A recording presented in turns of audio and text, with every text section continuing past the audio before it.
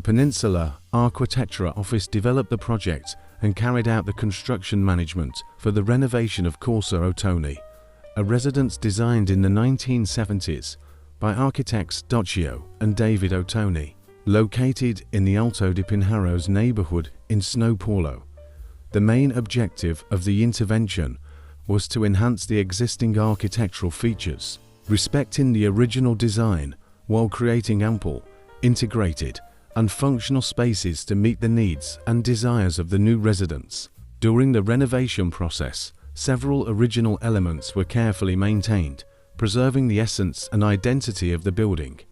The concrete structure, a trademark of the residence, was preserved and restored, as was the garage floor, the volumes of the bathrooms on the ground floor, and the staircase leading to the upper floor. These elements were harmoniously integrated into the new project, valuing the history and architecture of this house.